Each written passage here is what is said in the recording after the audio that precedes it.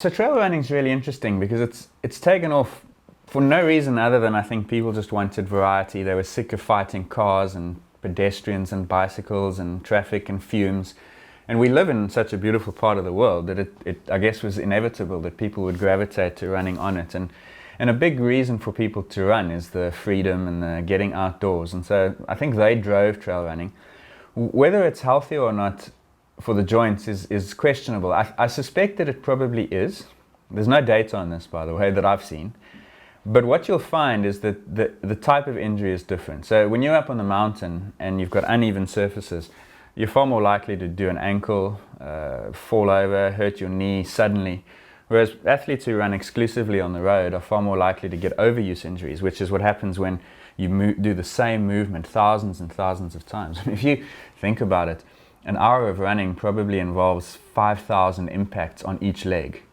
And if you do that for months and months and months, and you've got even the slightest weakness in a knee or in an ankle, 5,000 impacts 6 times a week is going to add up. So we'll see a chronic injury in people who run on the road, and we'll see probably more what we call acute injuries in people who run on the trails and the mountains. And where one becomes less dangerous or more risky than the other is probably a function of how much of it you do.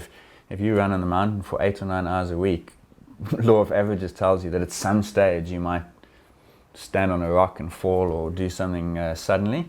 Whereas if you run on the roads for 7, 8 hours a week, again, just the cumulative load is gonna do something to you. So if I had to rank them in terms of risk of overuse injury, treadmill is by far the worst, because it's just exactly the same thing over and over and over. Even running on the road gives you some variety compared to treadmill, and then it'll be road and then it'll be trail, whereas the risk of suddenly injuring yourself is the other way around. So probably the best thing is a bit of balance. If you've got the opportunity, run on the trail. If you don't, then go on the road, but mix them up. Well, I'm biased, obviously, so I'm a runner, and that's always been my interest. It was my father's, and it's mine, and so I'll always say running before other sports, but that's just my bias speaking. The factual, objective answer to that is that if you do one thing, you're probably not better off than if you do many things. And so running is a very repetitive activity. As I said, you will do the same movement 5,000 times an hour. And that's really good in one sense, because it means you're repeating a motion and you're getting stronger and so forth. But if you've got any weakness, then it'll be exposed very quickly. So that's why a little bit of variety is always very helpful. When you talk about things like CrossFit and boot camp and so forth, they offer that variety, but they might offer too much of it. And so you're suddenly exposed to things that you're not ready for. You're doing movements, you're lifting weights in ways that your body's not accustomed to. Then you have a risk of injury on the other end of the spectrum. So in the end, the answer is probably balance.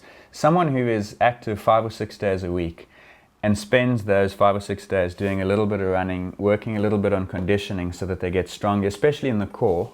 I think modern humans are particularly weak because we sit at desks at computers all day, and then we want to go out and run, and we ask our bodies to do things that they're not really conditioned for.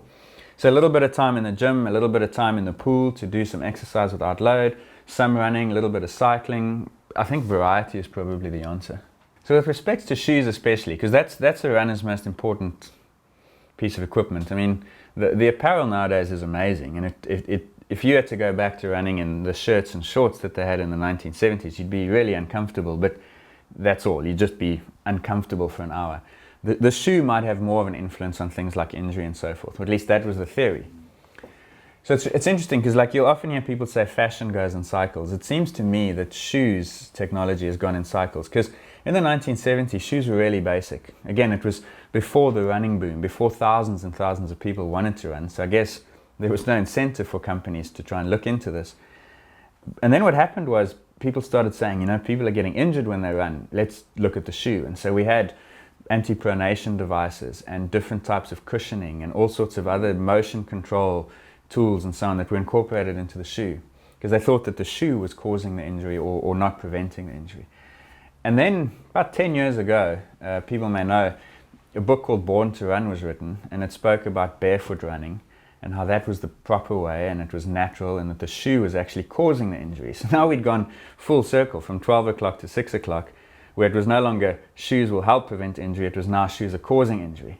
And we're now back on the way up. I wouldn't say we're back at 12, but we're probably now at 9 or 10 o'clock, which is where companies have recognized that for most people, shoes probably are important.